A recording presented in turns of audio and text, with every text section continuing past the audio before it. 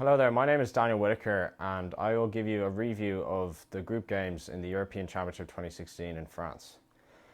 So far it's been a very closely fought tournament with some very edgy games, especially the first game between France and Romania, which France managed to edge thanks to a last minute winner from Dimitri Payet.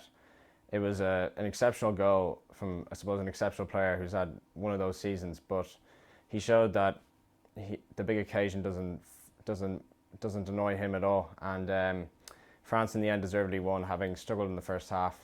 Switzerland, on the other hand, they just beat Albania, and they struggled really to break them down, and Albania also caused them a few problems. I'm sure Switzerland. I personally think Switzerland will get out of the group, but may not go that far. Then in Group B, that was a very intriguing game. What a win for Wales! Wales were second to none. Their goals were excellent. Chris Coleman was very clever in bringing on Robson Kanu, bringing more pace and intensity to the attack, and they deservedly won that game in the end.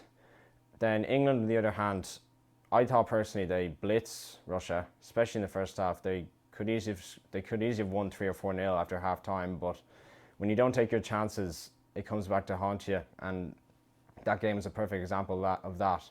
Eric Dyer, I think, should get plenty of plaudits for that performance, not only for that superb free kick, but for his general all-round play. He was top-notch. Then in Group C, Germany put on a fairly strong performance, although for long periods in the first half they really struggled to deal with the threat from wide areas from Ukraine, and in the end they just about beat Ukraine. But I can still see Germany going strong and going to the semi-finals at least. Poland, they just about beat Northern Ireland, but comparing the shots, they had 18 shots to 2 for Northern Ireland, which tells you that it was a relatively one-sided game. Northern Ireland had their very few spells, but really they struggled to cause Poland any problems. Then Group D was also somewhat intriguing. Spain struggled to break down Czech Republic. Petr Cech saved 4 or 5 very good chances in the first half, and then Czech Republic then grew into it. But Spain showed that even when they're not playing at their best, they can still grind out wins, and their header towards the end of that game was crucial. Then Croatia, on the other hand, probably surprised me the most in terms of one of the not so big teams really doing well.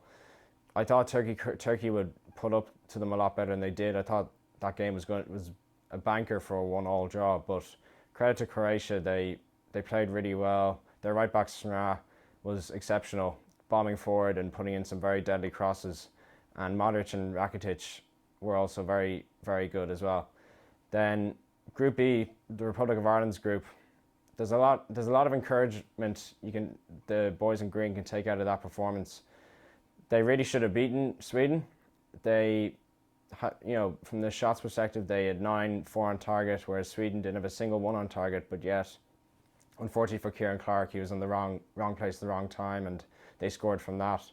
But first half, Ireland played really well. They arguably should have gone in at least 1 or 2-0 into half time, but they got that crucial goal just after half time, and Sweden, with Ibrahimovic up front, they came back and unfortunately got that equaliser. Then the team that actually impressed me the most was Italy. Italy were so solid at the back. Chiellini, Bonucci, they were fantastic, and they really minimised the threat of Lukaku, Hazard and De Bruyne. And they really looked like a serious team who got their goals at the right times, and they looked like a team to beat, really. Belgium, on the other hand, really struggled.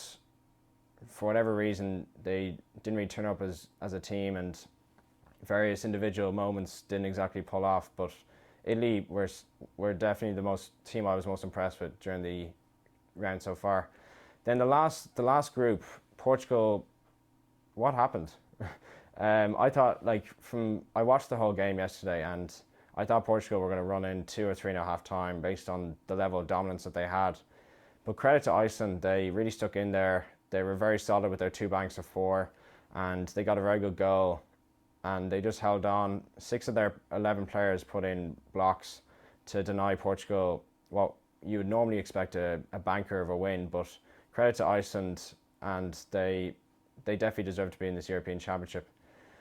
I suppose the bigger shock in that group, although there were two very big shocks, was Hungary winning. I didn't really expect much from Hungary, and then they came out with a 2-0 victory against Austria, who Austria won 9 out of their 10 games in qualifying, in the same group as Russia and Sweden. So I was expecting them to really comfortably win yesterday against Hungary, but credit to Hungary. And now the groups are very uncalled for in terms of deciding who's going to get out. Italy look like they're definitely out. Germany will get out. France will get out as well. But for the rest of the teams, it's very much up in the air, and I'm very looking forward to watching the rest of the group games in the next 8 days. That's it for me today. I will hopefully be back next week with a review of all the group games and a brief analysis of how the last 16 games will go. I'd like to thank Highwire for giving me this opportunity to speak to you today, and thank you very much.